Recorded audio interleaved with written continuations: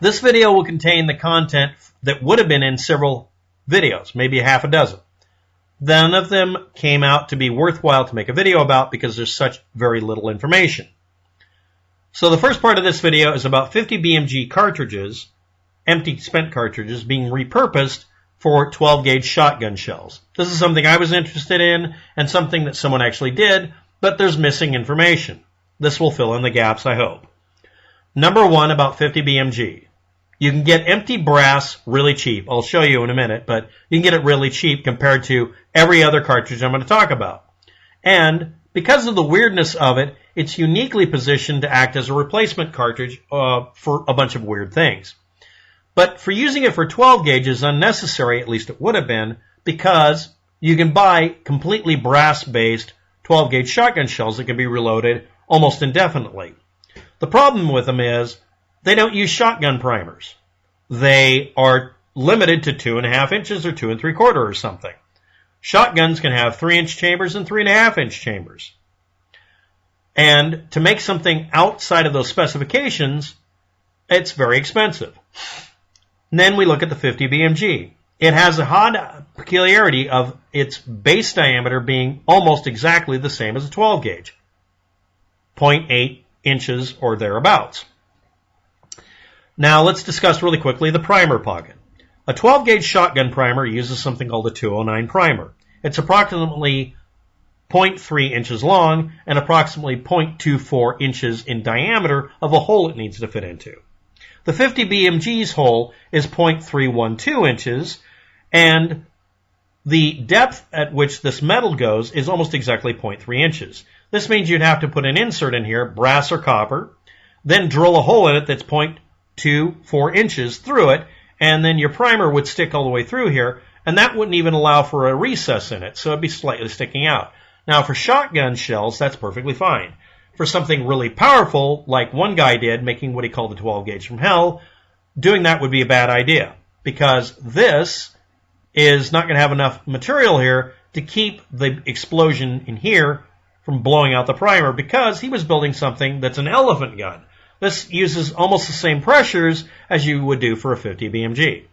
And he also decided he wanted to use a 50 BMG with a rim on it, so he put the rim base from a shotgun shell in it that he took out by just heating up the shotgun shell and ripping out the plastic, and then just sticking on the end here. Later on, he got a little bit more high-tech, but eventually he ended to make proprietary cartridges. Now, the way I would do it, just to give you some information, is wrap the base here with a piece of brazing wire, put a little bit of the flux on it, and braze it on as a rim that would work, and also put another piece in here of copper or some other metal or even brass, and then solder it shut to not stress it too much. And that would make it would be the good basis for making a shotgun shell for 12 gauge. The inner diameter down here, where it's important, right here at almost 0.4 inches from the breech face, is almost exactly 0.7 inches.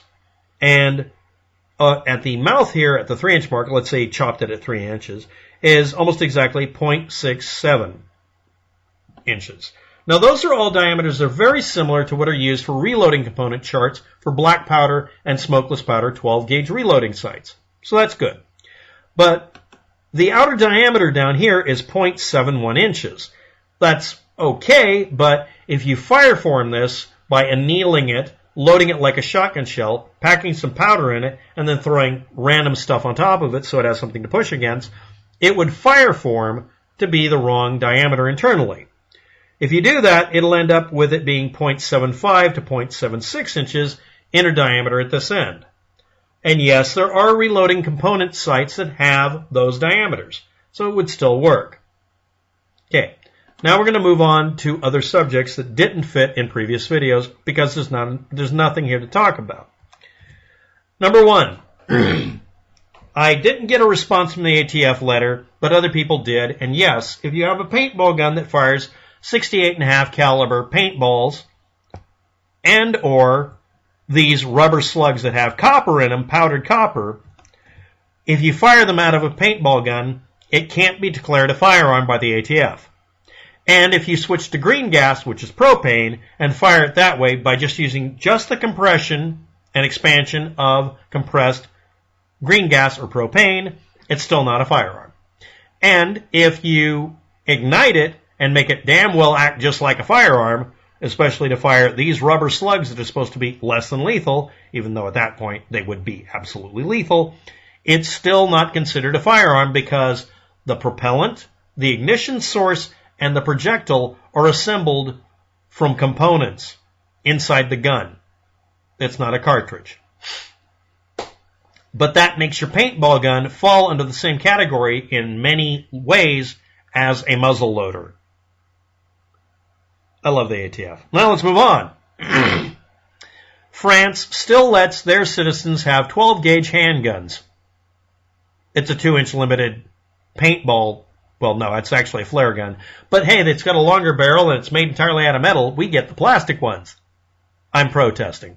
Next, another thing is, yes, it's been confirmed repeatedly that firing a big slug, even if it's driven by smokeless powder and it's legit a 12-gauge handgun, a big slug like that is less likely to kill somebody than the buckshot round, and they're both rubber. Did I mention that? Yeah, I should. So yeah, that's another subject. It's not worth even a 2-minute video on, but there it is. Next, I have looked up and found that there's a tiny gray market for people making replacement flare gun components and making repurposed flare gun cartridges. Let me explain.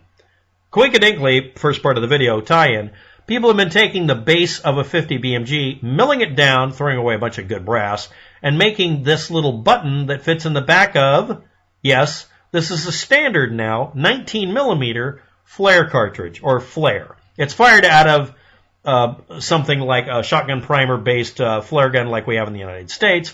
Goes to high altitude and everything. It's the same one.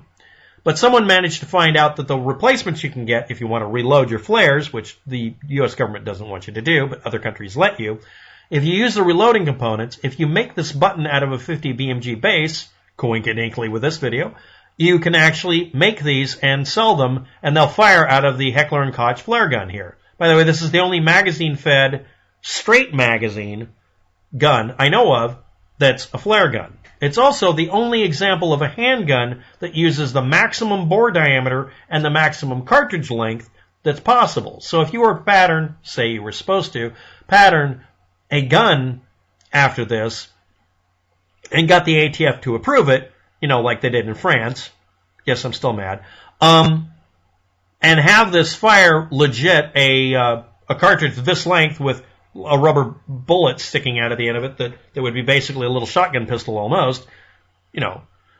Yeah, this would totally work with 50 BMGs as the basis, and yeah, I'm totally in favor of that, and yeah, we still don't get that either. But anyway, yes, there is a gray market out there, people recycling the 50 BMG to make that. I mean, that's, and totally unrelated subject, here's a shotgun shell someone came up with. Now on the left we have your standard 2 3/4 inch 12-gauge shot shell cartridge, and it standards 1 1/8 ounce of shot or a slug, and it comes out at 1280 feet per second. And its internal diameter for reloading components, which we discussed, is 0.65 to 0.75 inches. That's the standard on all the websites, like Rocky Mountain Cartridge, which does a lot of black powder, that sort of thing. And Intrepid Tactical Solutions, ITS, made their shotgun, a 12-gauge shotgun called the RAS. They wanted to use a flat magazine, like that, only make it longer, 2 3/4 size, so they could get the equivalent with a standard police round. So here's your standard reloading component primer, here's your reloading component powder, gas seal, nitro card, wadding, projectiles, and here's a shot cup, except they turned it around and made a nose cone. And instead of using a standard 12-gauge shell, that rim makes it to where you can't make a straight stick mag very easily. It jams too easy. They came up with this thing, and it's made of plastic. And again, there's a gray market. People taking, not the 50 BMG cartridge particularly, but they tend to use it, and just chopping it off at the 2.5 inch mark and just saying good enough, and making reloading components. And yes, someone's even made a nose cone replacement by making a mold for it. So yeah, 50 BMG being repurposed for, let's see, so far, a flare cartridge. It's just the button end of it. This thing, the whole damn thing, that's really interesting. And yeah, I'm talking about reloading shotguns with brass shells made out of 50 BMG. Coinkadinky. Next, the one they wanted to use, because if you're not aware of it, this thing is actually slightly larger than that. To make it fit the chamber, one of the design websites talked about reusing, they found a whole box of these. These are TuF cartridges.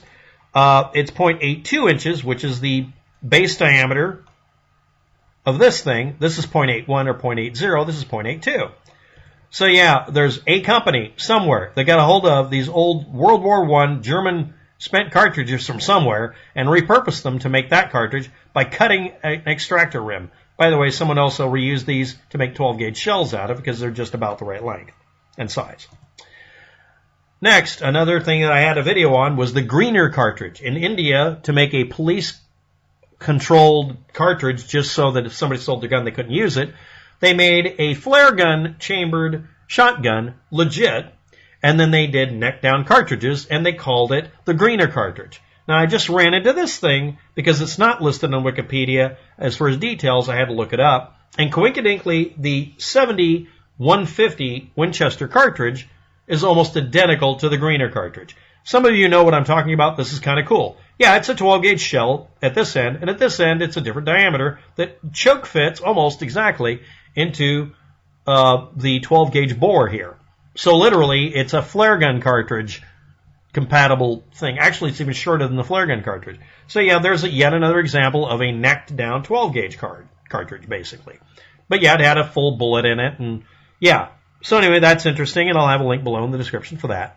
Next, the 50 BMG Wikipedia page. There's your data there, and again, there's some variations in it, like the 55 boys.